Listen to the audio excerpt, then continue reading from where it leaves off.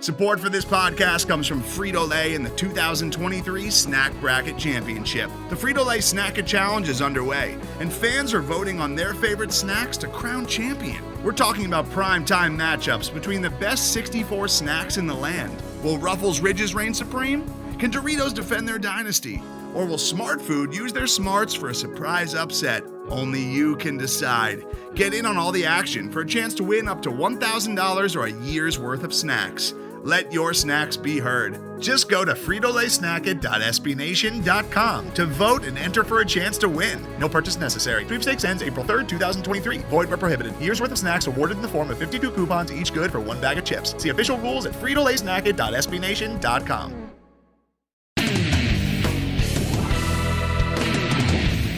What's happening tonight, fans? Welcome to the Black and Gold Banneret podcast. Jeff Sharon, Eric Lopez, Brian Murphy with you. It is our annual Black and Gold Banneret Awards nominees show. The Bannies for 2019 are coming your way. We're going to go through all 14 award categories. If you want to skip ahead, I've got the timestamps for you. But we have, we're going to provide you the nominees, and we're going to allow you 1 week until our next podcast next week to vote on them. And you can vote on them on our website, blackandgoldbanneret.com. You can also follow us at UCF_Banneret on Twitter and Facebook.com/blackandgoldbanneret. Brian, Eric, how are you boys today? Are you wearing your formal wear for this? No, actually, no. This is not a formal wear thing. It's like it's like a dinner, but we have press, and I don't know. I mean, is that how it works? Like the Oscar nominees kind of deal? Yeah, I mean, everybody's got their, you get the... like, now that's becoming, like, its own show, right? Yeah, well, you got to see what everybody's wearing, and they're accessorizing, and I was going to ask, I think I was going to ask, like, orchestral swelling music that we can drop into the intro of the show. Yeah, I don't have any rights for that. Yeah, and see, the thing about that is, I used that same joke last year, so I think it's new material. We've Lopez is really excited for this, as you can tell. So we've got. I know I gotta return this rented suit quickly, so we gotta get going. Okay, I just want to go over a couple of new things this year. We've split the Coach of the Year awards into a women's team and a men's team Coach of the Year award. We've also added an award for alumni or alumnus or alumna of the year, which is given to a UCF Athletics alumnus who had the best year in their respective sport. And is that it? Yeah, that's pretty much it. So the award categories, we got Women's and Men's Coach of the Year, we got Comeback Athlete of the Year, Breakout Athlete of the Year, Senior Leader, Newcomer Alumni. We've got Game of the Year, Play of the Year, Moment of the Year, and Performance of the Year. We have Male Athlete of the Year, Female Athlete of the Year, and then we finished with Team of the Year. So without further ado, gentlemen, let's get started. We're going to go start with the Coach of the Year awards and start with the women's team's Coach of the Year. We have 5 nominees. We have Todd Dagenet for volleyball. His team made it to the NCAAs, had that long winning streak in the middle of the year, went undefeated in conference. Emily Marin, UCF women's golf. The women's golf team made it to the NCAA championship tournament. Becky Kramer in rowing, leading her team to their fifth consecutive American Athletic Conference championship. Brian Kaneko, women's tennis, a total breakout team this year. They were absolutely outstanding. They made it all the way to the Sweet 16 in tennis. And Coach Abe, Katie Abrahamson-Henderson of UCF Women's Hoops, making it to the NCAA as an at-large team for the first time. Gentlemen, real quick, give me your case on who you might be voting for out of those 5. I will stand for Brian Kaneko, not only for his fantastic first name, although I think he spells it wrong. I believe it was with a Y. Regardless, looking over that fact, there's no program, athletic program this year more dominant and UCF this year than women's tennis. That's a fair point. Eric? I kind of agree with Murph, but can I make a case for Becky Kramer, who we just kind of always take for granted every year? I feel like we do these awards every year. Oh, yeah, well, Becky Kramer, oh, yeah, Rowing has dominated the American Conference. Them and Yukon women's hoops are the only two sports that has won 5 straight conference titles. And she led them again to a chance to play for the national championship. Let's just kind of pay acknowledgement to Becky Kramer on the job she did, as well as Emily Marin, who led women's golf to the national championship round as well on those two. So let's just give a salute on those two, especially Becky Kramer, who I feel like we always kind of, she had a nice year, for granted. I want to pour one out for Coach A because she led a team that was, that was senior laden. And remember, a lot of those players, they weren't even recruited by her, and got them to the NCAA tournament as an at-large for the first time. But my vote is going to go to Todd Dagenais personally, because to do what that team did, a team that was picked, I think, 5th or 6th in the conference, basically in the middle of the pack, to roll through the conference season, win almost 30 matches, and be picked to host the NCAA tournament is just a remarkable coaching job by him, especially with a team that had exactly one senior, with the amount of turnover that they had from last year. So that'd be my pick. So let's go to.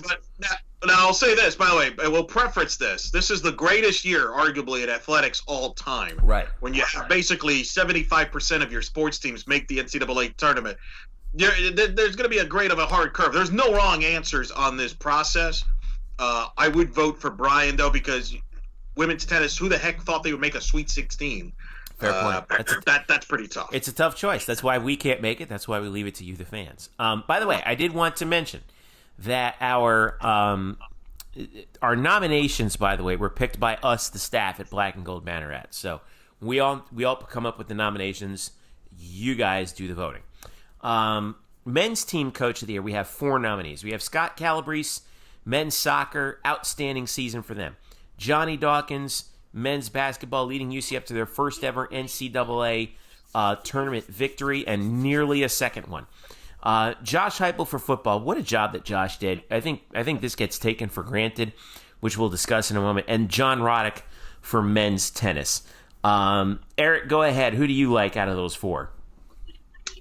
I'm going with Johnny Dawkins, and the reason I'm going with Johnny Dawkins is, of that group, he's the only one that, first of all, won a postseason game. And number 2, not only did he take the men's basketball program to the tournament for the first time in 14 years, which was a lot of pressure. There's no coach that had more pressure to deliver getting into the postseason like Johnny Dawkins, because this, by everybody's acknowledgement, it was now, or if not now, when? When was this program going to make the tournament? Not only does he lead them to the tournament, he gets the program's first ever win against VCU and literally comes in within a tip-in of knocking off Duke in one of the most incredible basketball games of the entire NCAA tournament. Just a remarkable job to put the men's basketball program on this map. I would vote him slightly ahead of Scott Calabrese, who had a heck of a year with men's soccer, and they got to the second round of 32 and won the regular season title and hosted the tournament. But I would go Johnny Dawkins. How about Eric Lopez casting aspersions on Josh Heupel, saying that he didn't win a postseason game this year when he did anyway? An NCAA tournament game? I didn't know he won a bowl game. There are no NCAA tournament games in football, Eric. No, but there's a thing called bowl games. There's a bowl game. Yeah, but there's also a championship game for the conference, which is in the postseason. Josh Heupel would get my that's why Josh Heupel would get my pick. I don't think anyone really fully appreciated the fact that this guy came in after 2 years of Scott Frost, mostly with Scott's kids. Stepped into a situation with a team that had come off of an undefeated season and had every reason to tell him, hey, look, man, we know how to win. Don't tell us what to do. And what does he do? Leads them to another undefeated regular season and another conference championship. With the best and within one possession of winning a bowl game and finishing off another fully undefeated season. So Heupel would get my vote. Brian, what do you think? He didn't even get the conference vote. Jeez. I agree entirely. Eric is totally misguided here, completely wrong. I just think people don't understand, like, Josh Heupel has literally been the UCF head coach for only one season. Right. And that it's kind of nuts. It's just like he's been around for like 5 years. He's only been there 1 year. That 1 year, he had to follow up the toughest act to follow in college football. He was, running with all the national championship stuff that he had to deal with too. He had to deal with those questions that he wasn't even a part of. He wasn't really, a part of that when it was said by Danny White on the field at the Peach Bowl. And yet he had to deal with that as well. He dealt with the McKenzie Milton injury. And yeah, they come pretty close. I think it was a 7-point game or 8-point game. 40-32. They come with 8 points of basically pulling off a double. I mean, yeah, he did it with a lot of the same players. This team and last year's team, obviously Milton aside, but Milton's injury was gigantic. But otherwise, they didn't have a whole lot of other massive injuries that really set the team back. And yet, but still, you've got to coach those guys up, and you've got to also deal with the fact that every other team that's facing Josh Heupel's nights, as opposed to Scott Frost nights, they all want to take you down. Scott Frost nights at least had the benefit of sneaking up on people until the end of the year to realize, they really are that good. Josh Heupel's nights came into the year where everybody had them as a target on their schedule. And they vanquished everyone except for LSU by 8 points in a bowl game. How many ranked teams did he beat? All right, we're not debating that. We're moving on. Jeez. Four. I know my guy beat ranked teams. That's all I know. Scott Calabrese, Johnny Dawkins, Josh Heupel, and John Roddick. We'll see how many UCF fans think Eric Lopez is wrong. Let's move on to some individual athlete awards.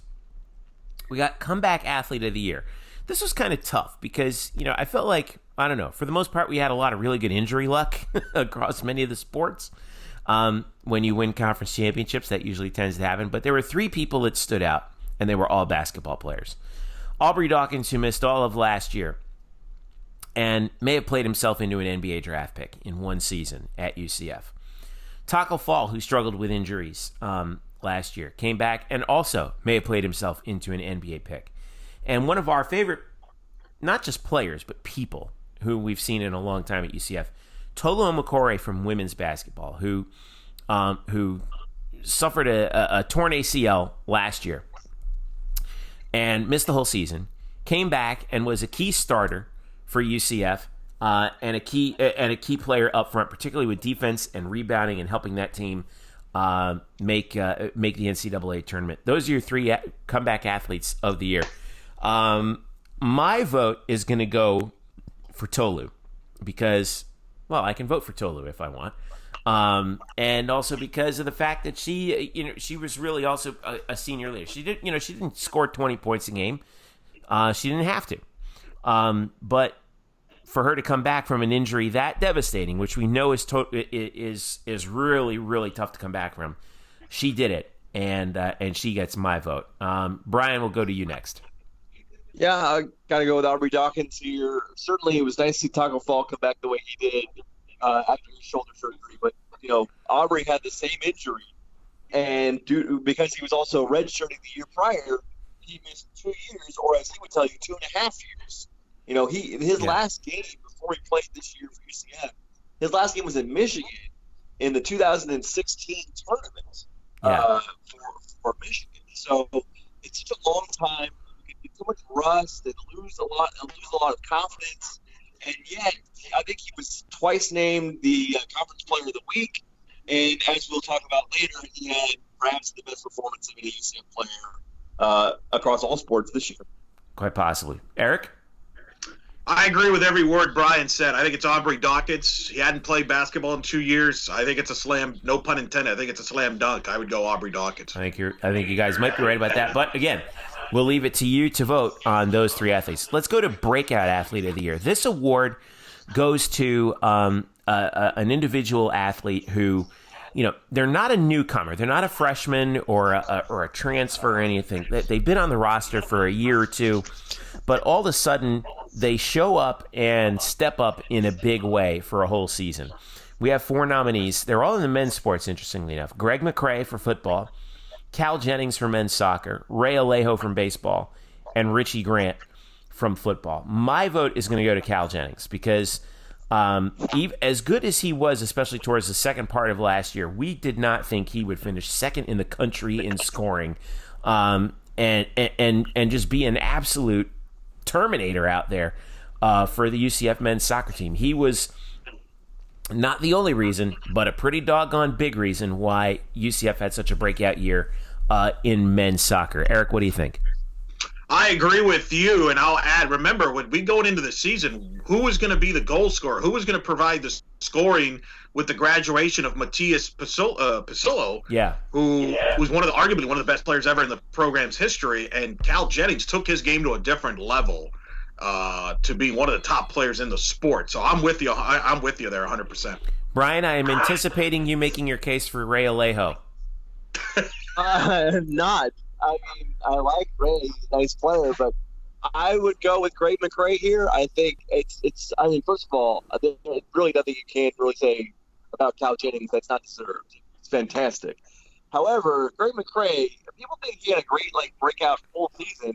He really didn't even start breaking out until around the halfway point of the year. Right. And then it ended up as one of the best players, as one of the best running backs in the nation. He had almost 1,200 yards on the ground, only 133 touches.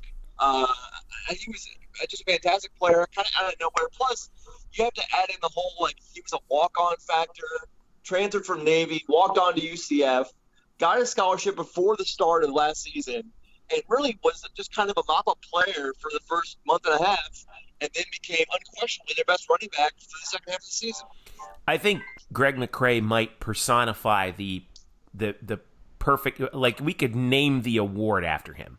I mean, that's the kind of player that I think you would do for that.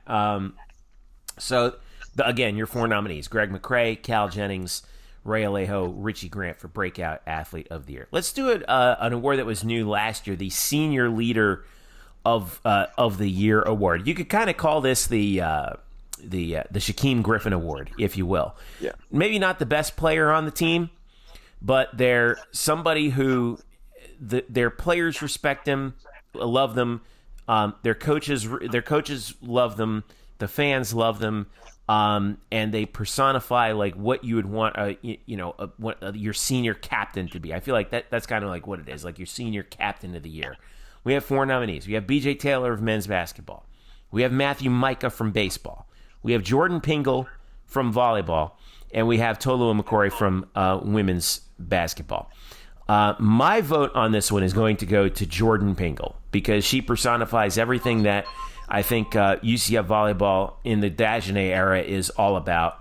4-year starter, all-time leader in digs, one of the probably the greatest defensive player in the history of the program. I know that there are some old-timers who might take issue with that, but for my money, she's the best I've ever seen wearing the different colored jersey as the libero for UCF volleyball. Brian, we'll go to you next. Who do you like? I'm going to go with B.J. Taylor. With the most successful men's basketball season in program history, he was the heart and soul of that team, unquestionably. He was not the most talented player on that team. He doesn't have the highest NBA prospects for any player on that team. But if there was anybody on that team, when they needed a big shot, they went to Big Shot Barry. And also, he was like the personification of a gamer. That was B.J. Taylor. I mean, he drew fouls at a level that was not really. It was matched only by a few in the entire nation. He loved playing with contact. He had no fear against anybody. There's a really kind of a steeliness to his game that was very admirable. And you look at all the injuries he fought through his career, and to come out and as a senior beat this team in the second round of the tournament, I think that says it all. Eric? Well, tough choices. Brian makes a good case for BJ there. I think you can make a case for Micah just because of his personality, and I think that helped baseball when they could have easily their season looked dead about in March, Matt Murph, when they lost to Cincinnati. It looked like it was bleak, and I think they kept playing. They played hard, and I think that was a kind of a showcase for Matthew Micah, and it speaks a lot. But I'm actually going to agree with Jeff. I can't believe I'm saying this multiple times on this podcast. But Jordan Pingle being the only senior to lead that young team to the year they had, which is arguably, Jeff, and I'll defer to you, maybe the greatest season that volleyball's had as far as the regular season, and maybe the best year they've had since '78, right? I mean, well, I don't know about that, but certainly the best season that they've had since joining since joining Conference USA. I will say that. And I would argue maybe a better league than they have been. It was a dominant year, and the way she represented the program and that team and led the way and her play, I would go with Pingle too, because I don't know, Jeff, you tell me, if I take away Jordan Pingle from that team this past year, do they accomplish what they did? I don't know if they do. I don't know who the value over replacement player is for Jordan Pingle, but I can tell you this: she was way above it. So B.J. Taylor, Matthew Micah, Jordan Pingle, Tolo McCoy, senior leader of the year. We should also throw in, people are like, what about football? I would honorably mention Titus Davis, who took over the sort of Gene Griffin vocal leader portion for UCF. He doesn't really make our poll here, but he should be mentioned. Guess what? It's our poll. We'll add him if we want. So I'm going to add in Titus Davis. All right. Newcomer athlete of the year. This is given to a player who could be a freshman or could be a transfer from somewhere else, who just splashed onto the scene and became a star right before our eyes. We got some really good nominees in this. Trey Nixon for UCF football, the wide receiver who came over from Ole Miss, transferred over and really broke out for UCF football. Was an excellent deep threat for Mackenzie Milton. Elizabeth Moon from women's golf, who won 2 tournaments this year, individual medalists. McKenna Melville for volleyball, total breakout star, led UCF volleyball in kills, and actually got to play this summer with the Team USA system college team on an international tour. Andres Hernandez Betancourt of men's soccer, who by the way was a Soares Award winner for freshman of the year, and Anandi Sharma from women's tennis, who was an outstanding player for Brian Kaniko's team in their run deep into the NCAAs. Who you got, Eric Lopez? Well, let me just say, this is by far the strongest year that we've done this awards from a depth standpoint. Like, you could make a case that all those 5 people would win this award on a normal year, and I feel like we're going to say that about every category. Mm-hmm. Wow. I'm going to go with Elizabeth Moon, and I'm going to say, and I'll tell you why. She helped, by her arrival, she helped turn a program that just missed the tournament, I believe, last year, to a team that competed for the national championship, just as a freshman. What a difference maker. We had, of course, Emily Marin on a recent episode. She talked about how she ended up with Elizabeth Moon, but what a difference maker she was. I would give her the slight edge, although Melville, and I'm sure you're going to talk about her, is certainly in that mix. And, Sharma, the tennis player, made a great impact. I mean, this is a tough award, but I would slightly lean to Moon, but I'm open to I'm not against anybody in this category. I am going to go with Nandini Sharma of women's tennis. Of all the players on that roster, she was tied for most wins with 18 in singles. She had an overall record of 18-3, which was the highest win percentage. She was 6-2 in her last 10 individual matches. Moved her way up the chain as well. Even though most of her matches were in the number 6 slot in singles, she ended up moving all the way up to 4 throughout the course of the year. She was 7-0 as the number 5 player. And then in addition to that, she was also outstanding in doubles. Paired with Marie Mattel, she was 6-0 in doubles. And then she was another 2-0 paired with Rebecca Stolmar as well. So Nandini Sharma gets my vote for women's athlete, women's newcomer, newcomer of the year, not women's newcomer. It's a unisex award. Brian, I'll go with you. What do you got? I got to go with McKenna Melville for really a volleyball team that didn't know what it was going to get this year. It was kind of a turnover year. You only had one senior, and you had to really see how the young kids were going to pan out. McKenna Melville had 160 more kills than any other player on the roster. Offensively, she was just a beast. She beat down everybody. And so I just think in that sense, and then you mentioned that she played this summer with Team USA. that's a huge feather in her cap too. So as a freshman to be as offensively overwhelming as she was at times, I think that deserves my vote. All right. So again, your nominees for Newcomer Athlete of the Year: Trey Nixon of football, Elizabeth Moon of golf, McKenna Melville from volleyball, Andres Hernandez Betancourt of men's soccer, and Nandini Sharma of women's tennis. All right, we're going to take a quick break. When we come back, we'll pick back up with the Alumni of the Year, Game of the Year, Play of the Year, Moment of the Year, and Performance of the Year. Stick around. We're back after this. It's the Black and Gold Banneret Podcast 2019 Award Nomination Show. Today's episode is brought to you by Cars.com. With over 2 million vehicles and 50,000 more added every day, Cars.com will match you with the perfect car for you, your budget, your life, your style. And if you're ready to say goodbye to your current car, Cars.com will get you an instant offer to cash it in. Just start by entering your license plate and get matched with a local dealer who will write you the check. So whether you're looking to buy or sell, just go to Cars.com. It's magical.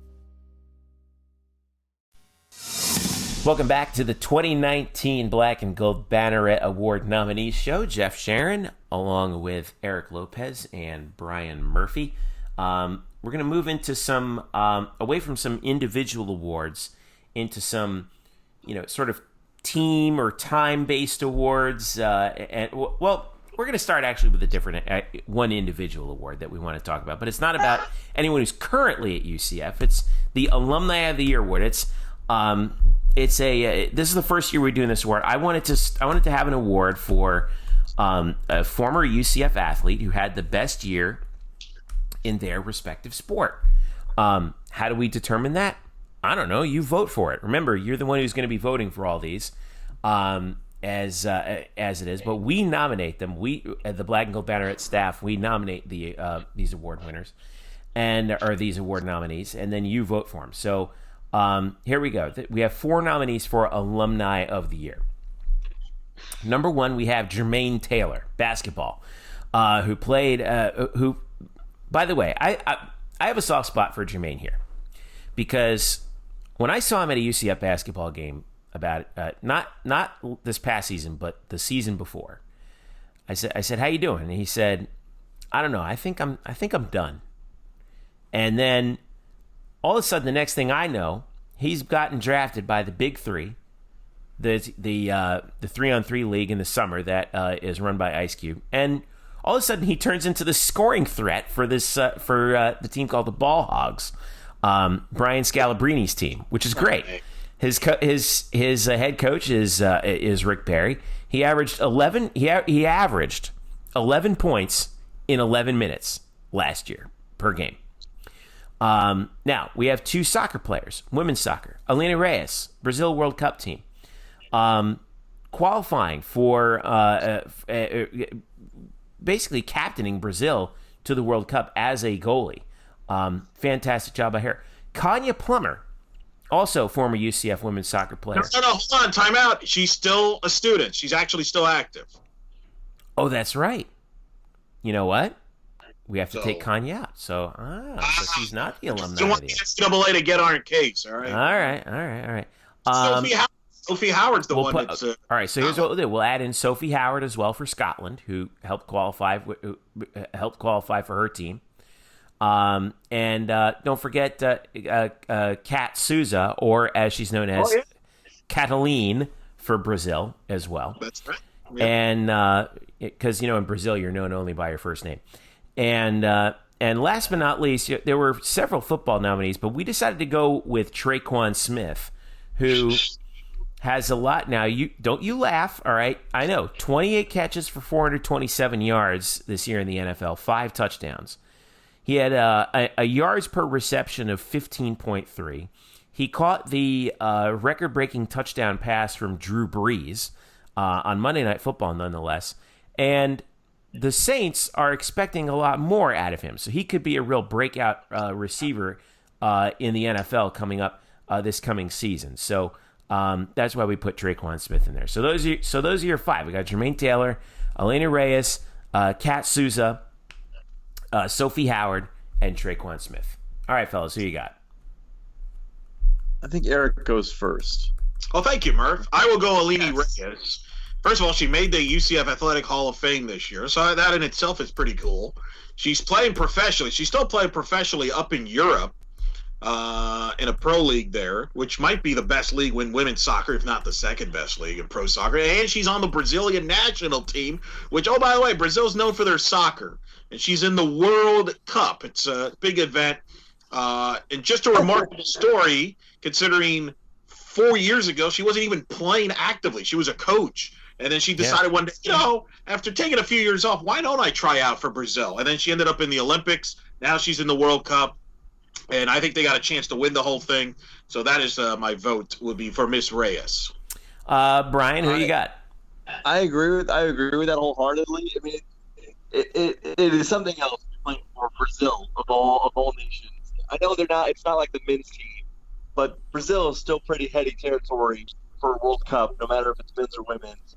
Plus, wasn't she on this show? Didn't we have an interview with her on this show? Yes, we did.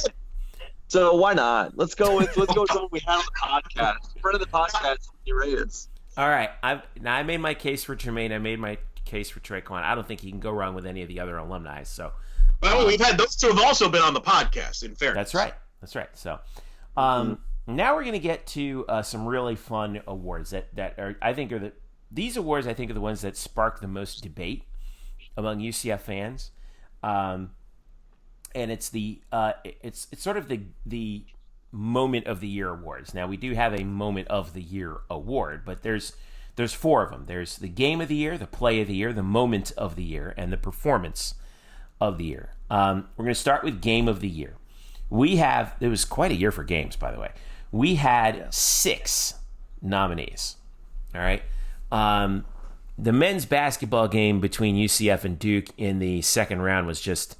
Yes, game of the year, definitely. I mean, maybe not the result we wanted, but it's got to be in there. By the way, it doesn't necessarily have to be a UCF victory in order to be nominated. Football. Clearly. We had 3 football games, but the one we decided to go with was the regular season game between UCF and Memphis, the 31-30 game in the rain in the Liberty Bowl. Come back from down in the second half of that game. You had the 4th and 1 touchdown from Taj McGowan, which we'll talk more about later. Mackenzie Milton flipping into the end zone. The stop on 4th down to end the game. A truly remarkable and dramatic setting for that game. Women's tennis, there were a couple of nominees. We had to choose between their match against Florida in the regular season on College Match Day, but we went with the NCAA matchup against Florida State in the round of 32 that got UCF to the Sweet 16, going into Tallahassee, winning and winning twice, and beating the home team Seminoles there. Was certainly a big achievement for that program. Men's soccer, they had quite some thrillers down late, but one we decided to go with. Their 3-2 comeback overtime victory over UConn on a golden goal in the semifinals of the American at home in front of the home crowd. Truly, truly remarkable game. Maybe one of the best soccer games that you'll ever see at any level. Men's basketball, we added another one in here based on pure exception, but that victory at Houston, when Houston had College Game Day, celebrating their program, and as good as Houston was this year, UCF goes in almost, I guess you could say, a must-win situation, goes in and upsets the ranked Cougars. In a place where Houston had lost in like a year and a half. Right, yeah, truly remarkable victory there. With College Game Day there. Yeah. With College Game Day. Yeah. And then plus, last but not least, speaking of games against Houston, baseball senior day, the last day of the year for UCF. They had to win that game in order to preserve their seeding for the American Athletic Conference baseball tournament. Game that goes into extra innings, is 5 hours long, and a walk-off victory for UCF on a base hit by Brandon Hernandez wins the final game. A senior, a truly another really amazing, gut-wrenching game.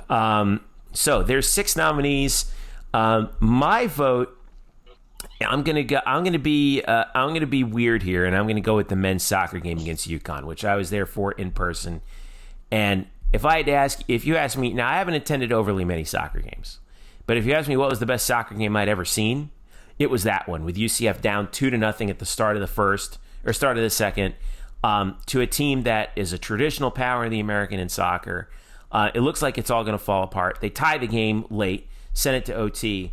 And then they get the golden goal from in dramatic fashion from Max Stiegwert, who had to come in because of a substitution, and I think UCF actually had a player issued a red card at that moment, and but they managed to get the victory. That's my pick for game of the year. Brian, we'll go with you. What do you have? Well, I was present for most of these. I was fortunate enough to be present for the Houston game with men's basketball, certainly football games I was at, and the game of the year for me, without question, is UCF Duke. Yes, it wasn't the result of the year, but you consider the talent on the floor for Duke, what UCF was facing with all the NBA prospects on that floor, and how the game unfolded. With UCF hanging top early, you're like, wow, this has been pretty entertaining. And then Duke kind of pulls away at the end of the first half. They're up by 8 at the end of the first half. It's like, well, Duke's going to find a rhythm here in the second half. They'll probably win by like 10 or so. And UCF doesn't quit. They come back. They have a 4-point lead with like 2 minutes to go. And then a bunch of stuff happened. Just craziness all over the wall. We've got big shots and officiating controversy. And then, of course, the heartbreaking last possession for UCF basketball with the missed tip and BJ's missed shot. But that was the only sporting event I've ever been at, either as a fan or as media, where at the end of it, I felt stunned. I was just glazed over. My fingers were shaking. I was trying to tweet out like updates as the game was going on for people who were watching, and it was so hard for me to type. I couldn't type on Twitter. My fingers were just shaking. So with that alone, just the way that game impacted me emotionally and physically, I think I had to pick UCF Duke. What's amazing about that game? It was the highest rated UCF sporting event in history in terms of television ratings, even higher than any football game. Yeah. Nationally. I'm with Murph, and I know some people don't want to vote because, my team lost, so it's not a great. Think about it this way. If the Aubrey Dawkins tip-in goes in, this wouldn't even be a debate, right? Right. Not only would it be the game of the year now, it'd probably be the game of all time in the history of the program, with a game that had so many storylines. Yeah. And yes, UCF may have lost in the scoreboard, but I would argue they left that building as winners. Taco Fall is probably going to get drafted because of that game. Aubrey Dawkins with an incredible performance. Johnny Dawkins with an incredible coaching job. It was just a phenomenal game that the entire country was invested in. To me, that's the game of the year. If you're that person that refuses to vote because they lost, then my consolation game would be I would vote for the Houston game because they were in Houston. They were an underdog. I don't know if anybody gave them a chance to win in Houston. No one did. College game day was there. And they pulled off that win, and I think that was the turning point. Because after that, I thought that was a team that at that point everybody's like, we're going to go to the tournament. We're going to go to the tournament. So I would vote, if you don't want to vote for a loss, I would vote for the Houston win. But I'm with Murph. I would go with the Duke game. Those are my top two.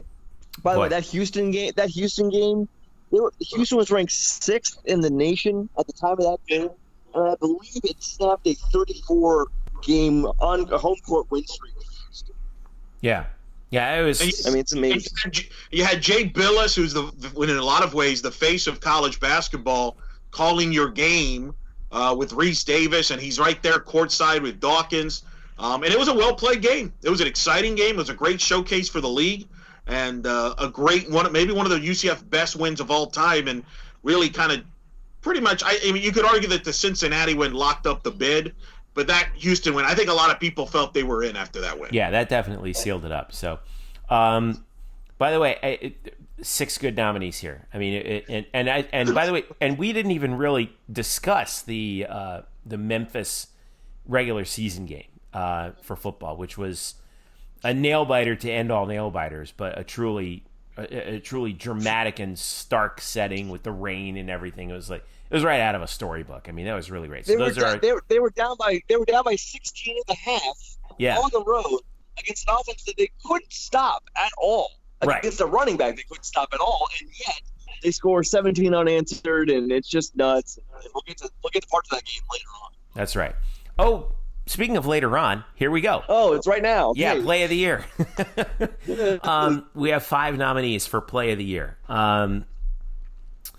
First is, speaking of that game in the rain against Memphis, Taj McGowan's 79-yard touchdown run on 4th down and 1. 4th and 1 in your own territory, down 2 scores late in the third, and McGowan goes the distance to get UCF back within a score. Tristan Hill threw a key pancake block right there. He came in like a wrecking ball, didn't he? And that was a play that really saved UCF season. Credit to Derek Warden, who nominated this other football play for Play of the Year. Darryl Mack's touchdown pass to Otis Anderson at the start of the second half against Memphis in the American Athletic Conference Football Championship. When UCF, again, was down and just could not freaking stop Memphis, that was a key moment that flipped the game and gave UCF helped to give UCF a second consecutive conference title. From baseball, Dallas Beavers' walk-off hit against Memphis, which I had the pleasure of calling on the American Digital Network, which at that moment saved UCF's season, and what we thought could probably save them from getting left out of the NCAA tournament at the time. As it turns out, it didn't, but certainly it was a great cap-off to a great game. And the emotion from Greg Lovelady immediately following that, I think, was a truly remarkable play to help UCF baseball get to where they thought, and I think many of us rightly think they should have been. From men's soccer, Max Stegwert's overtime golden goal against UConn that capped off that 3-2 comeback. And sent UCF to the American Soccer Championship game on a remarkable shot, too, a free kick from about 18 yards out, and he put it in basically untouched. Really an amazing play. And then, last but not least, a twofer as far as I'm concerned, and this is the one that gets my vote. KK Wright was so good for women's basketball all year. With the game on the line against a very good Cincinnati team, she gets a go-ahead layup, and then after a time, with 5 seconds to go to put UCF up 1 in the game at UCF now we call it Edition Financial Arena, right? Okay, sure, whatever. Gets the go-ahead layup with 5 seconds to go, and then the game-sealing steal with 1 second to go. Offense, defense, game over, and that one gets my nomination. So so there's your 5 nominees for Play of the Year. Eric, what are you going to go with? I'm going to go with the 4th and 1 play. That's such an easy pick. But it's the right pick. I mean, I'm sorry. It's the right pick. Now, look, the UConn would have been great if they would have won the conference tournament, but they didn't. Your Memphis one would have been great if UCF would have made the tournament. They didn't. Women's hoops was probably going to make the tournament if that play doesn't happen anyway. But look at this play with the 4th and 1, and I'll let Murph describe the play and what that meant in the game. I'm just going to tell you what it meant for the season. Not only did it save the season, if they don't make that play, they probably lose that game. If they lose that game, College Game Day doesn't come to UCF. If they lose that game, who knows how low they're ranked at that point, and who knows if the All Access Bowl is even in play. They probably would have still been ranked high enough to maybe get it, but you never know. That preserved the win streak, which was one of the main reasons why Game Day got there. And that was the thing. The streak was on the line, and I think a lot of people, not me, because I knew they were going to come back, because I tweeted that. Everybody else was flipping out because they have no confidence in their team like I did, just for the record. Yes, I'm patting myself in the back because I did call the comeback.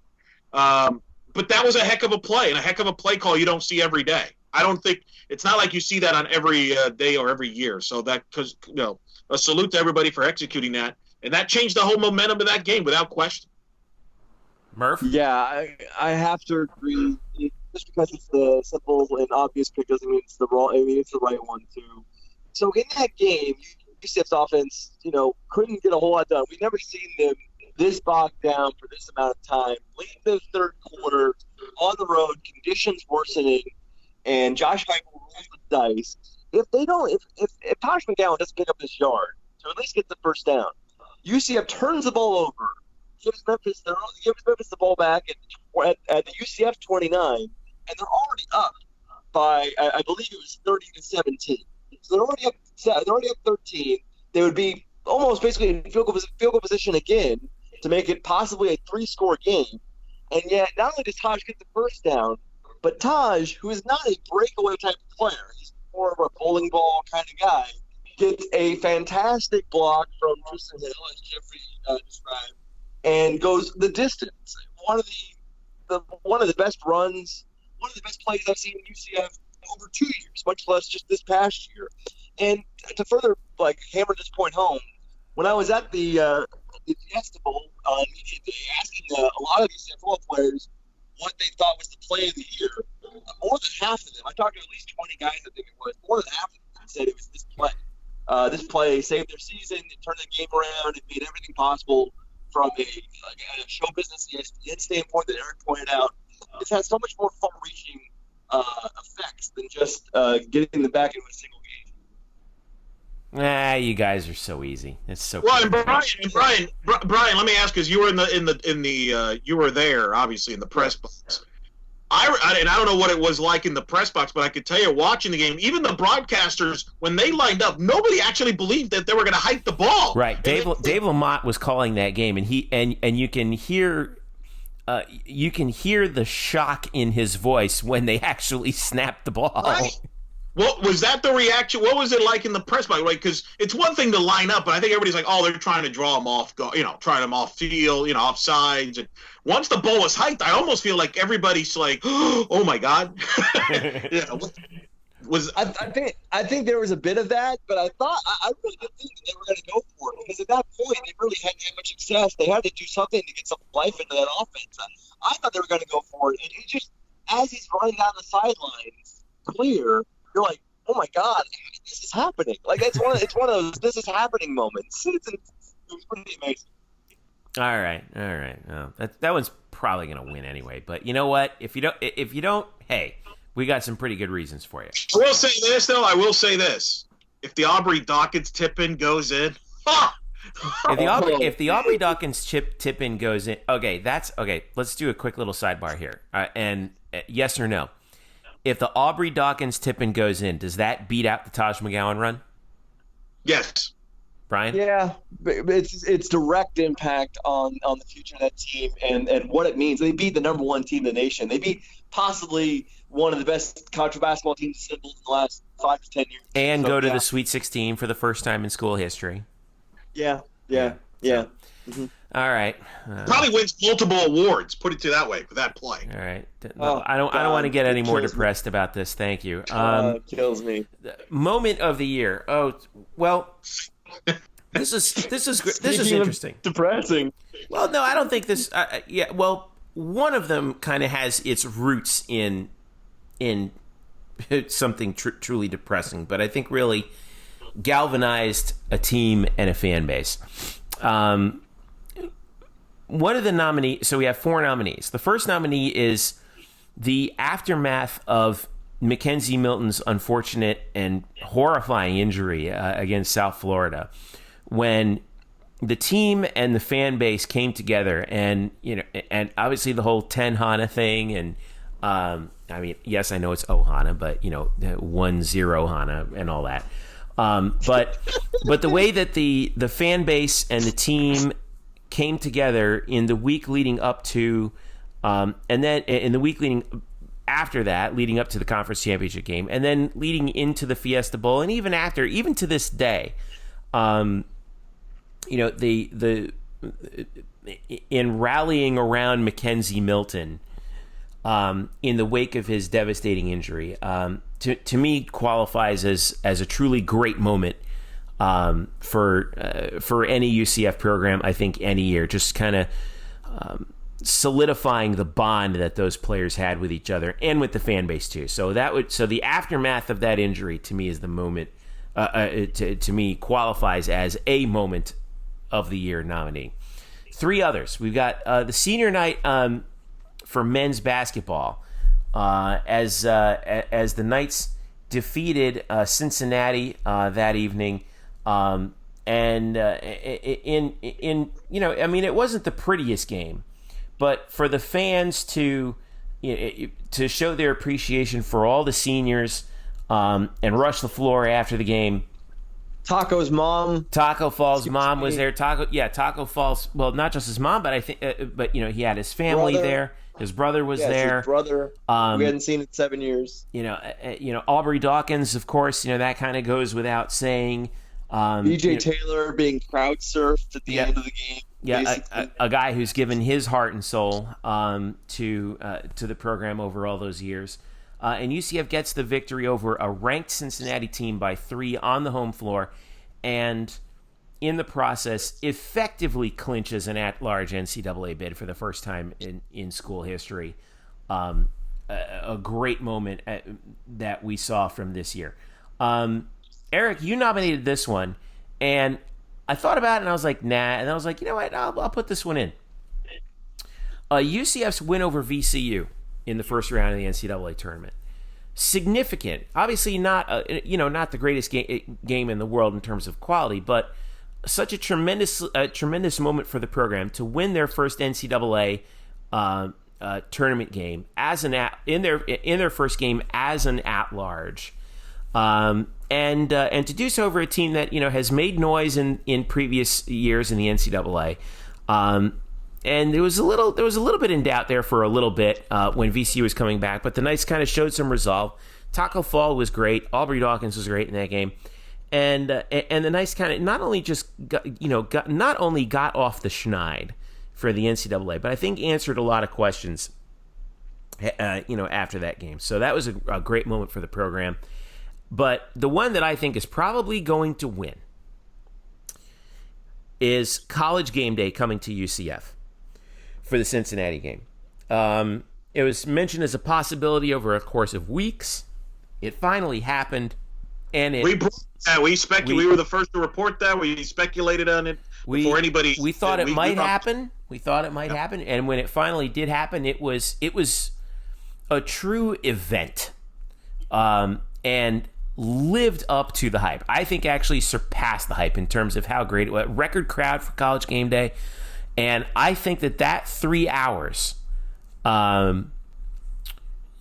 changed a lot of national perceptions about UCF, not just as an athletic program or a football program, but as a university.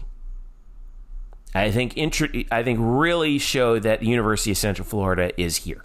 Okay. So those are your 4 moments. I don't know. Convince me that I'm wrong on any one of them. For me, it has to be the Milton injury and its resulting aftermath. I argued, by the way, for the last play of the UCF Duke game, the Aubrey Dawkins missed tip back. I feel like I can't do it. I just can't do it on that one. That could almost be a moment of the year. I mean, it was emotional and heart-wrenching. It just sort of burned into your brain. But really, it has to be the Milton one. First of all, when it happened, you could see right away that it was just horrible. That entire football game against USF, this big rivalry game, lost all meaning on the field. And yet they still had to play. And then the entire season ends up being dedicated to McKenzie. The lays and the tributes to him were pretty just amazing to watch, and then how his injury impacts the future of this program immediately and down the road. I mean, without that injury, UCF probably doesn't need to go out and get a Brandon Wimbush. There's probably not as much of an urgency to get Dylan Gabriel as a freshman into this program. There is a clear demarcation in this program's history before Mackenzie Milton's injury and after Mackenzie Milton's injury. And I think that that's sort of like it's just grafted into the story of this program. And I thought the way that the fans rallied around him for the remainder of the year was tear jerking. I mean, yeah. Eric? I mean, that's a compelling. I mean, all these make great cases for the. I mean, the senior night on any other year would win that. That was an amazing moment. It was like I almost felt like being in that building, Murph. I don't know if you agree. I almost felt like, because some people are like, "Well, why are you storming the court?" It's like I think it was a storming the court because it was a release. Because I think everybody at the building at that point's like, "We did it. We're going to the tournament." And these guys did it. Yeah, and they knew it. That was a remarkable. But I'm going to agree with you, Jeff. I'm going with game day because it's a more positive thing. The Milton thing, it's just an sad and unfortunate deal that does. I mean, the pain from that kind of still, it's still, and like I don't want anybody to think we're being ghoulish by thinking about that. I want to make sure everyone knows that we're thinking about this in terms of turning an incredibly negative thing into what ended up being a positive. And I think if Mackenzie was here, he would probably say, yeah, he would be proud of how the fan base and the team rallied around that. But they rallied in the conference title game and all that, and I think those are valid points. But at the same time, you're also left wondering, well, what if he would have stayed healthy? Would they have gone undefeated again and things like that? I think game day has a longer impact because as great as 2017 was and all that, I think college game day arrival, and then not only that, don't forget, we were the Saturday night ABC game that night with Fowler and Herbstreit there. I think that was the night that the football program got some national respect and acceptance to some extent with game day being there, which a lot of people are like, oh, ESPN hates UCF and this or that. Well, no, they showed up, and I think you're right, Jeff. I mean, Kurt Herbstreit's been on record saying that, he changed his mind in a lot of ways about UCF, having seen him in person and seeing what's going on. To me, that's the moment of the year for the university, for not just the football program, but the university. And I think it's not a day that anybody will forget, 20, 30 years from now. And I think I think UCF will get more of a benefit of the doubt nationally. Maybe not necessarily the playoff, but I don't want to get into that. But just the benefit, I think they will start getting treated a little bit like Boise is, at least as far as their accomplishments on the field moving forward, and in part as a result from that game day appearance. Yeah, it was a transcendent moment for the university. That's what it was. All right. Last one before we take a break. Performance of the year, real quick. Baseball, Jordan Spicer's performance against Tulane in the American Athletic Conference baseball championship. After all he had been through, to throw that complete game against Tulane was really a remarkable performance.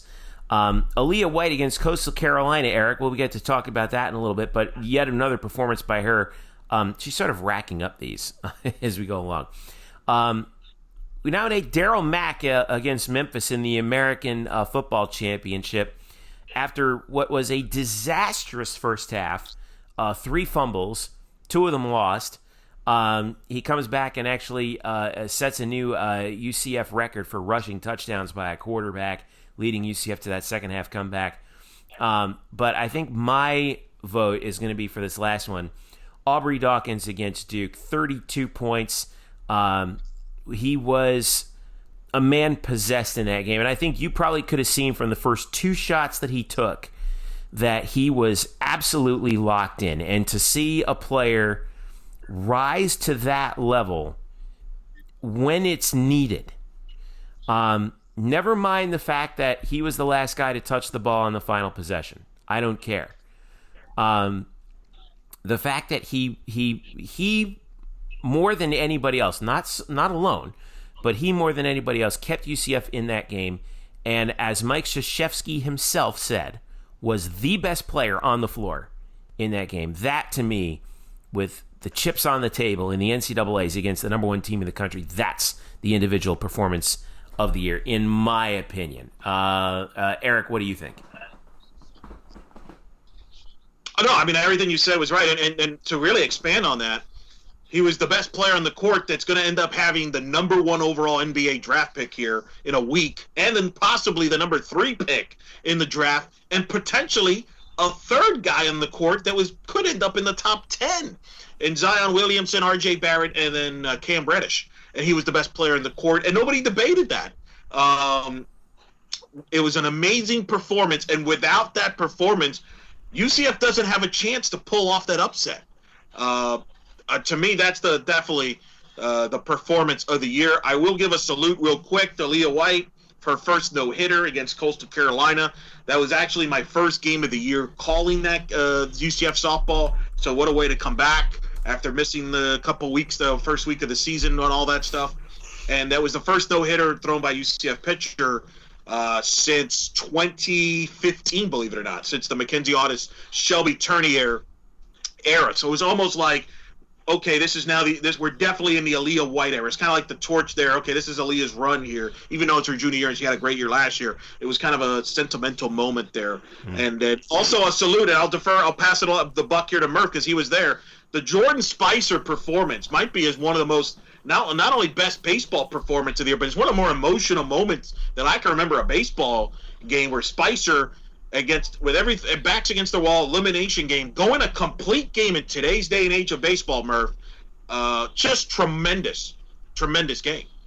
Yeah, I mean, you have to remember that Jordan Spicer, when he transferred in as a JUCO transfer a couple years ago, there were really high prospects, high expectations for him to come in and fill out as part of the starting rotation, and he really faltered. And part of it was just, he's one of those guys where when things start going wrong, he has a tendency to overthink things, and he kind of gets on himself too much. And so he really just did not live up to the expectations last year for most of this year. Then he gets a chance late in the year with all the injuries happening to UCF's pitching staff. He becomes really their best pitcher for the past month and a half of the season and turns in undoubtedly the best performance by any player this season.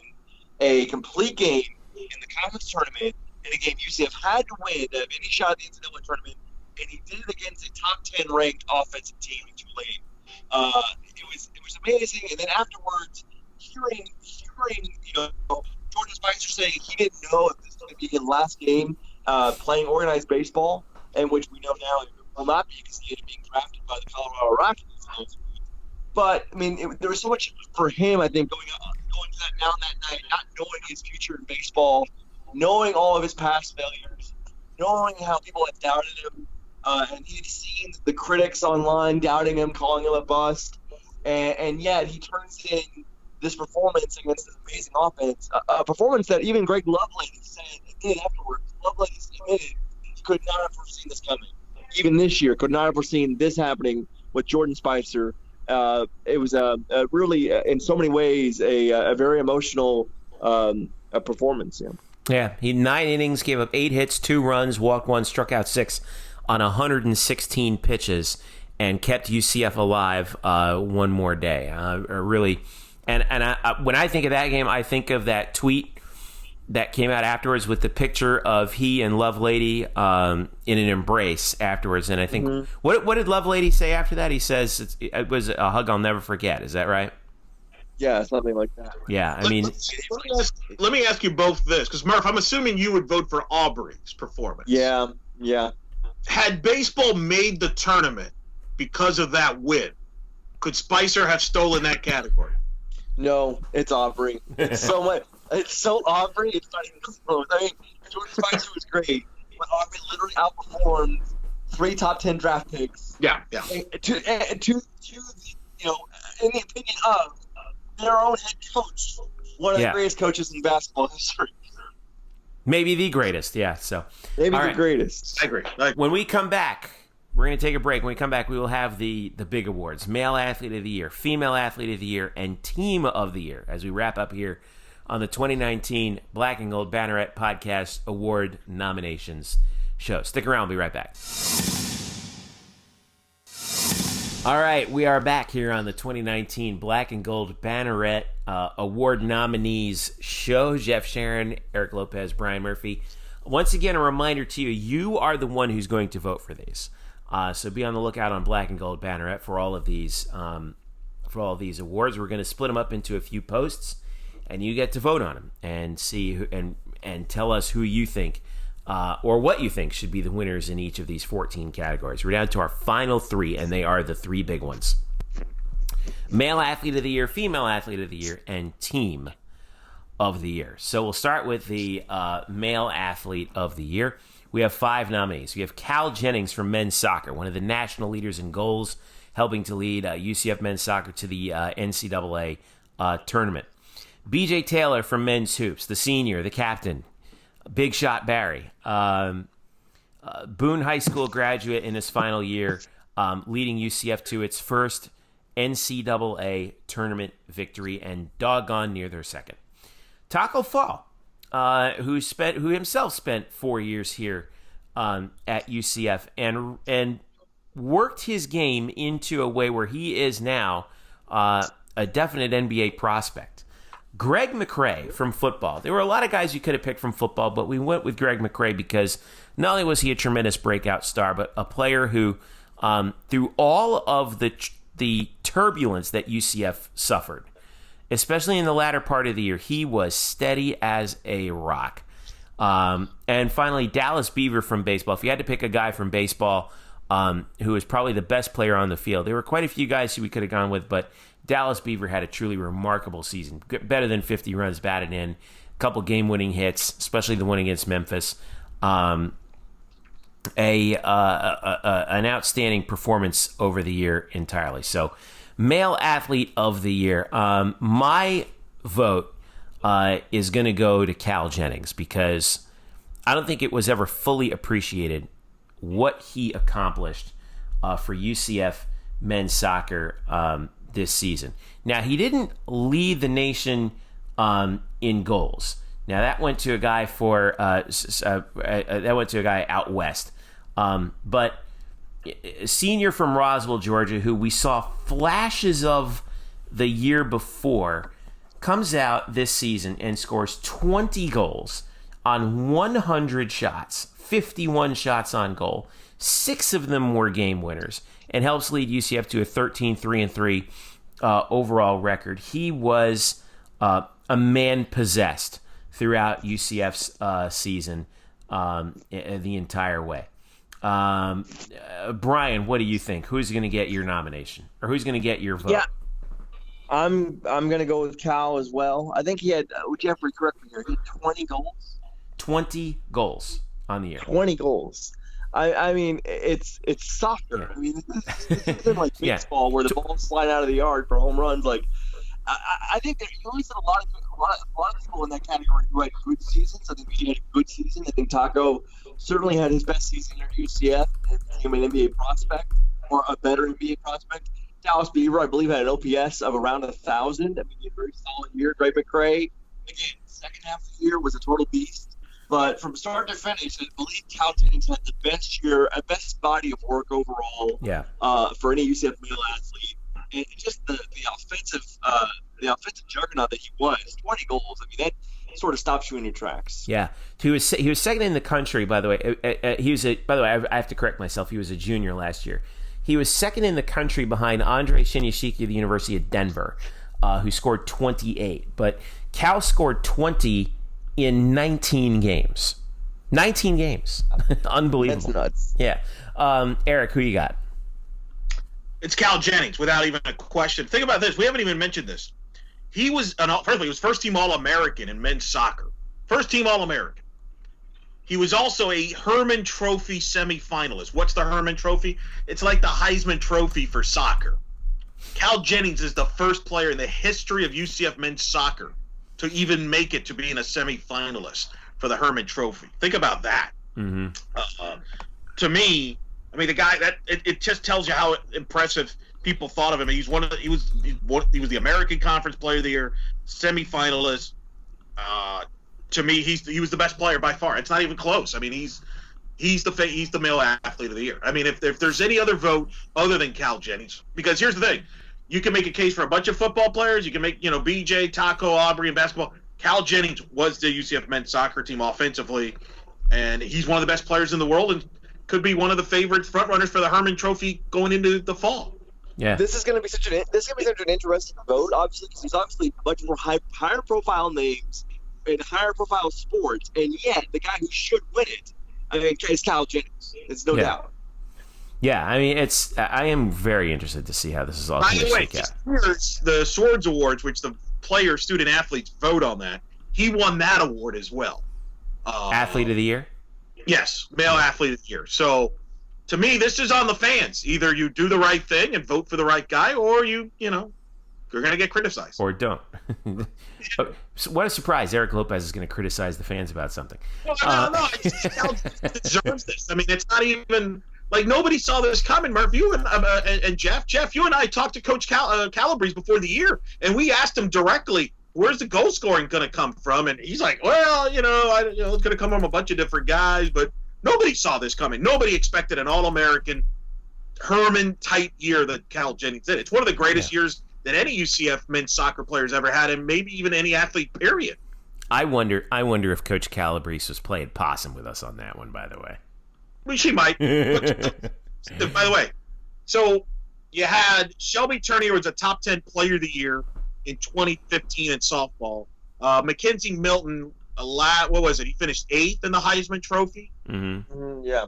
To put it in perspective, Chris Duffy was a Golden Spikes finalist. I mean, that's the kind of category that Cal Jennings is. Just to help people get an idea, he basically was a top 10 finalist for the Heisman Trophy. Basically, is the way I can describe it. I mean, All right.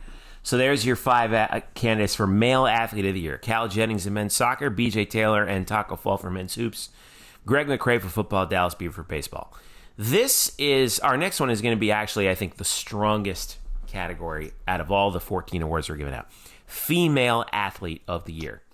The 5 nominees are, and I say 5, but it's technically 9, and I'll explain why in a second. Or technically it's 8, I should say. KK Wright for women's basketball for UCF. Obviously, their leading scorer led UCF to an at-large NCAA tournament bid, 26-7 overall record. She played in all 33 games. She averaged 18 points per game. Was actually scored more than double the second most points, or the second highest point scorer for UCF this year. 35 minutes a game, shot 4. She had a 40. This was her splits this year: 44, 35, 82. Not bad. Yeah. Best player on the floor that UCF had. No, by the way, we get one more year out of her. McKenna Melville for volleyball. We talked about her earlier in the Newcomer of the Year award, but McKenna, again, going over the numbers are just mind-boggling at times. Played all 117 sets, started all 31 matches, had 528 kills, which was almost 200 more than the player in second in that category on UCF. She was a phenom, to say the least, and a 246 hit percentage. When you're attempting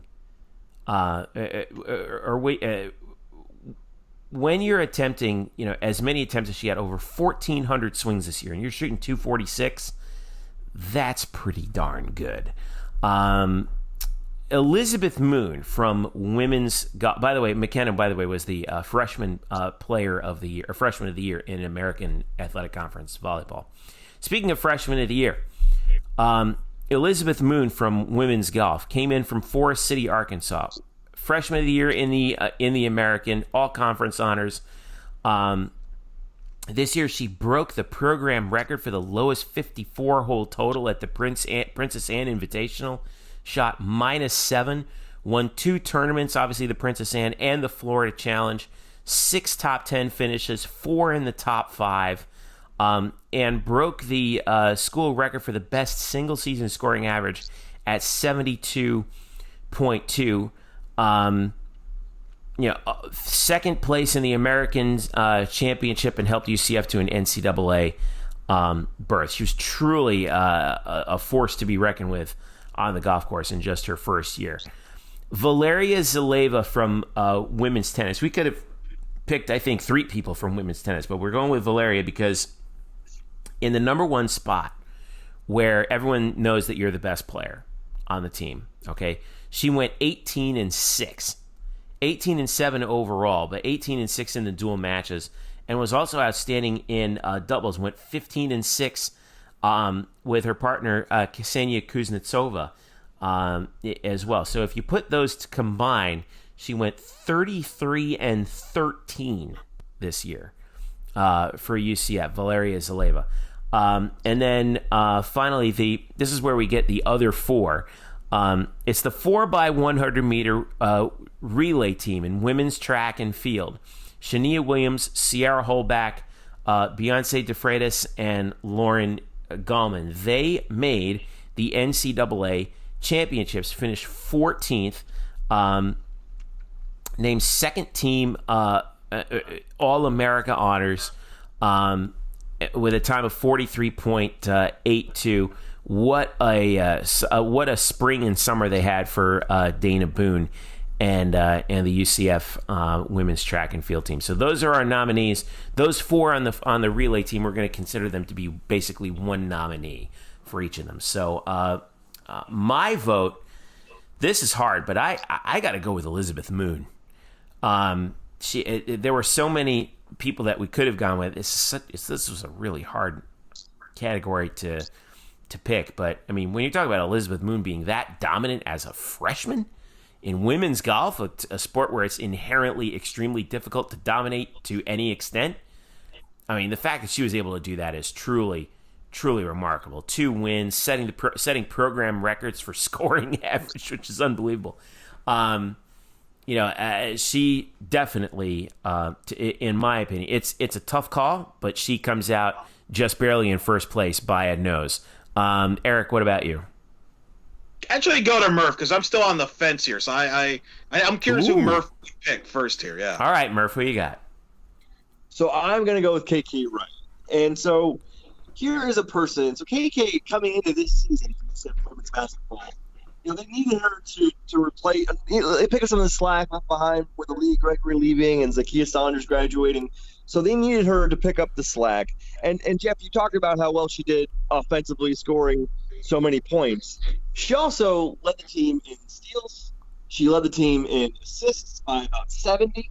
She was third in the team in rebounds. And while no person on the team played more than 30 minutes a game, she played up to around 36 minutes per game. She was a workhorse. She did everything. She is I did a story on her this year. She's a total gym rat. She just loves basketball. She spent the entire summer working and improving her game with assistant coach Tony Valerio, and it showed. And I mean, where would this team be without somebody like KK, who in her junior year, like you said, Jeff, we get her for another season. In her junior year, was literally everything to this team. She did everything at a high level. Yeah.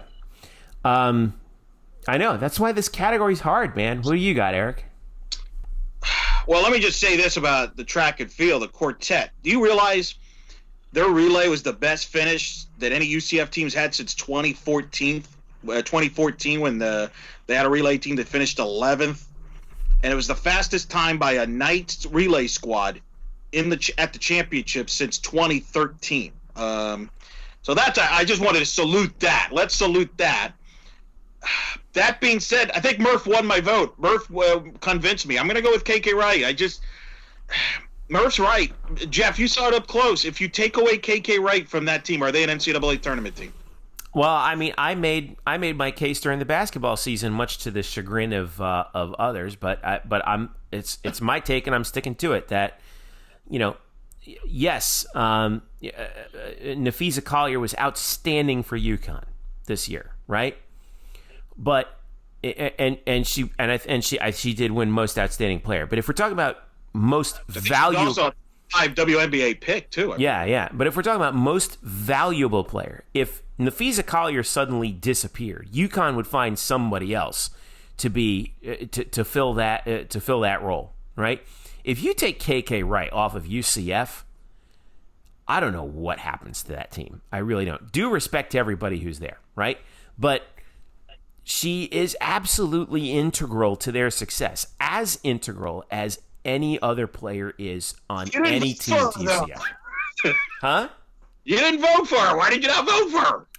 Because look at what Elizabeth Moon did. That was You're right.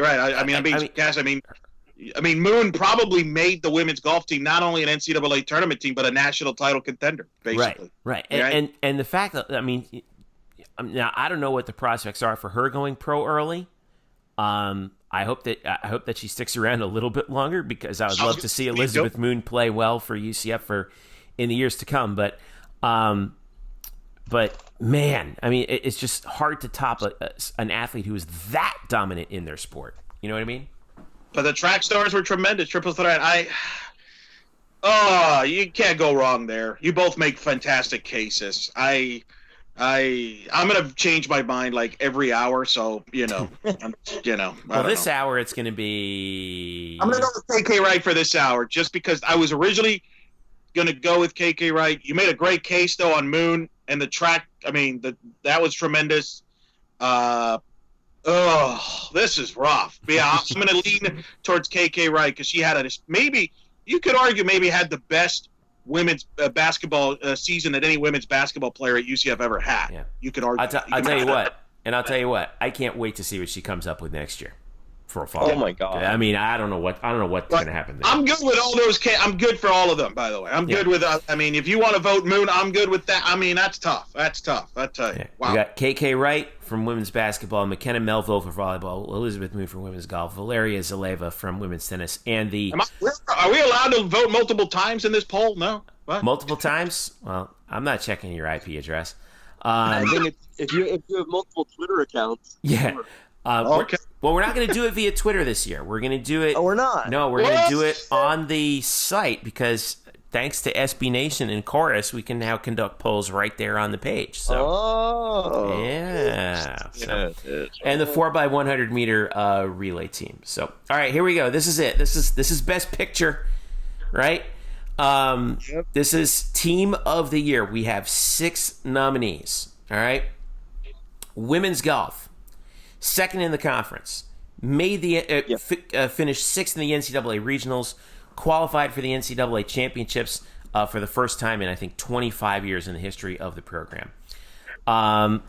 Rowing, 5th consecutive American Athletic Conference championship, tied for their best finish ever in the NCAAs. Men's basketball, what could possibly be said for that team other than winning a NCAA tournament game for the first time? The upsets over Cincinnati and Houston. And coming within an eyelash of knocking off the mighty Duke Blue Devils in the second round and reaching the Sweet 16. Women's tennis, making it all the way to the round of 16 before getting knocked off by Pepperdine. But a truly dominant team that was top 50 for most of the year. By the way, their record this year, to me, it's still remarkable. In dual matches was 24-4. Knocking off ranked teams left and right, winning the conference, and knocking off both Alabama and Florida State in the NCAA tournament. Those are some heavy hitters. Those are some heavy hitters that they've collected. Volleyball. What a year it was for UCF volleyball this year, and a team that was not expected to do what it did at all. Last year, with only one senior, Jordan Pingle, on the roster, they go 27-4, win the American by going 18-0 in conference. And at one point last year, gosh, this winning streak was truly remarkable. They won 24 consecutive matches, 24 in a row at one point. Just a remarkable year for UCF women's volleyball, historic indeed. And then last but not least, men's soccer. You want to talk about a team that was dominant within the league and really has been on a tear when you think about it, guys, the last year and a half.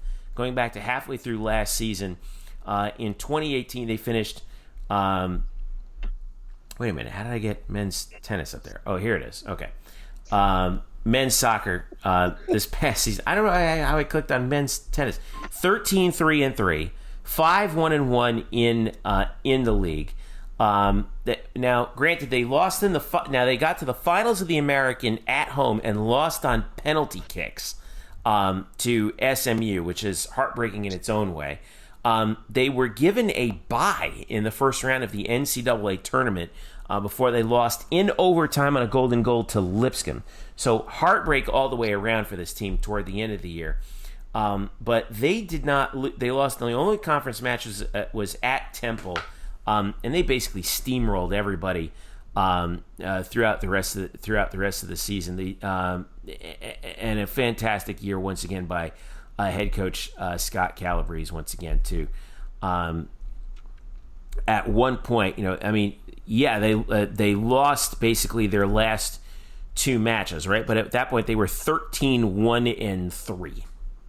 So, what a year it was for men's soccer. Those are the 6 nominees: women's golf, rowing, men's hoops, women's tennis, volleyball, and men's soccer.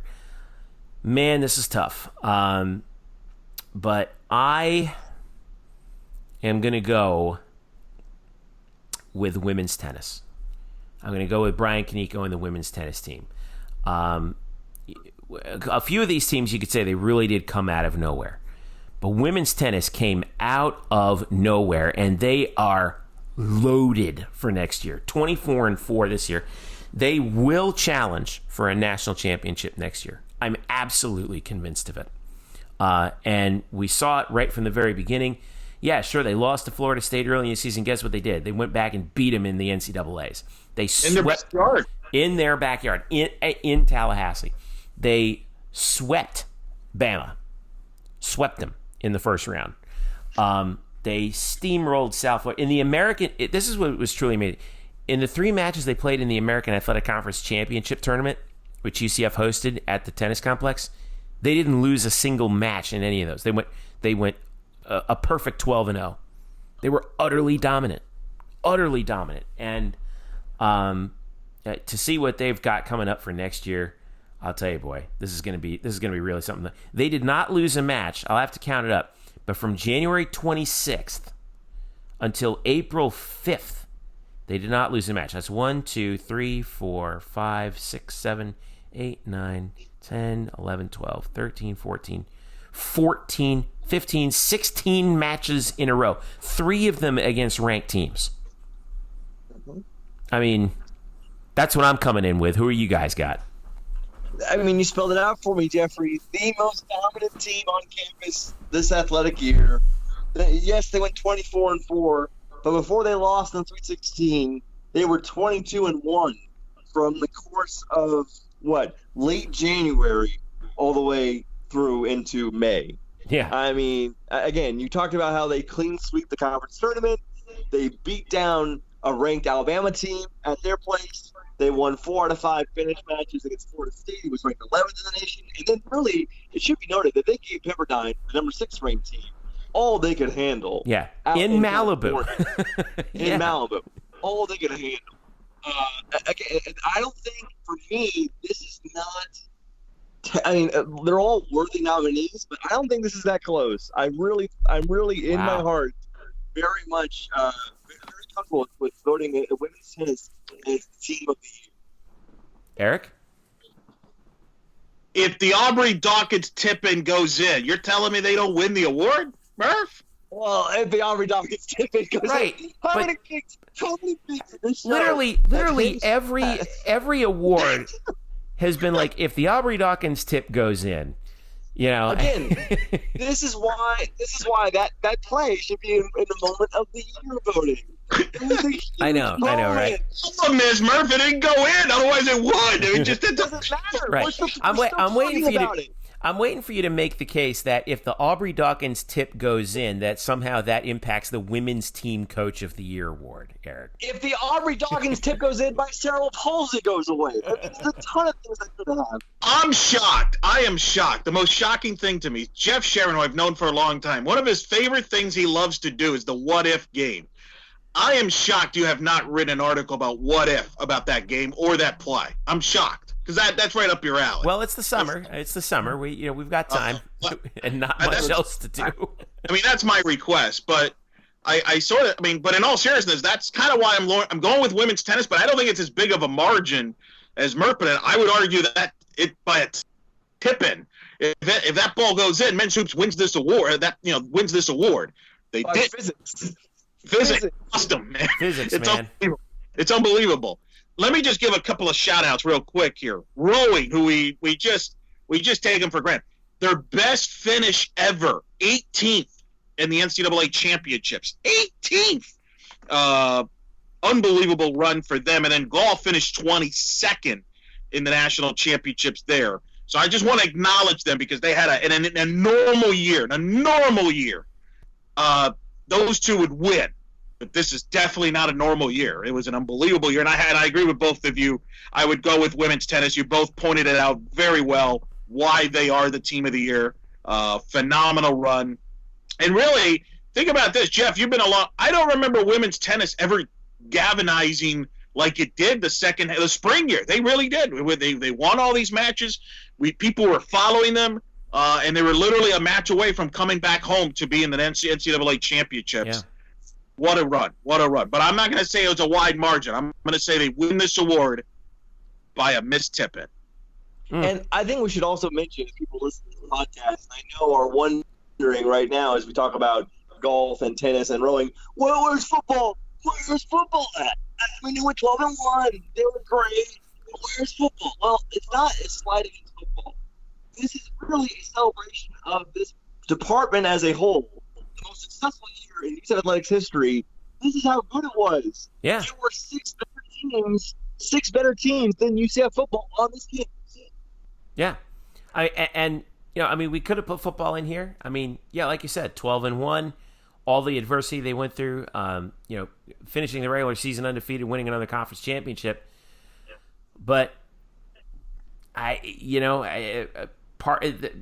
the final analysis, I think we got this right. And you know what? You're right, Brian. We probably are going to catch a lot of crap for that. Quite frankly, I don't care. Go start. They lost, but here's the thing. Here's what I would say is, and I know this sounds very cold, but they lost their most important game of the year. They lost the bowl game. I mean, that's unfortunately the bar is so high right now, and it's a compliment, really. Maybe you could argue it's a compliment. The bar is high. If you don't win the bowl game, I don't think it's going to be hard to win the award. Put it that way.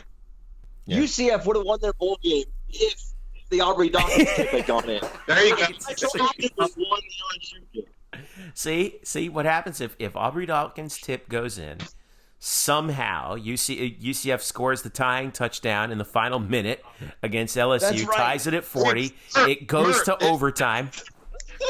Never mind the space-time continuum. I like this game. Murph, do you think if the tip-in goes in, baseball gets into the tournament in baseball? Yeah. Yeah, of course. We're going to rename the butterfly effect into the Aubrey Dawkins effect. Everything out in world history hinges upon the fact that Aubrey Dawkins didn't roll his way. The Aubrey fly effect? If your candidate loses in the 2020 general presidential election, blame it on Aubrey Dawkins not going. Oh, God. And that, ladies and gentlemen, is where we will end it. Once again, we will present these out. I'm trying to figure out how I'm going to sort of roll these out. I think I might do like coaches and then individuals and then sort of team awards and then the big finale. But you will have the opportunity to vote on them on blackandgoldbanneret.com. You can follow us at UCF_Banneret on Twitter. As well as Facebook.com/blackandgoldbanneret. Follow us each individually at Jeff_Sharon, Eric Lopez-Elo, Brian at Spokes_Murphy. So thanks again to all of, by the way, to all of our staff for sending in the nominations. Thanks to Luke. Thanks to Jeremy. Thanks to Derek. Thanks to all the guys. And thanks to you, the listeners, who and all of our followers who really do show us how much you appreciate us covering some of these sports, that we're not just a football, men's basketball site, that we cover all these sports for UCF, and we get to see some of the great achievements of these student athletes and these coaches and these teams, because some of the things that we've seen, especially in this past year at UCF, have been really, really amazing. So, all right, so that's the end of our Bannies Nominees show.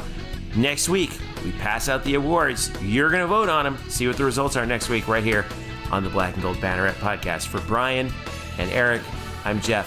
Thanks for listening. We'll catch you next week.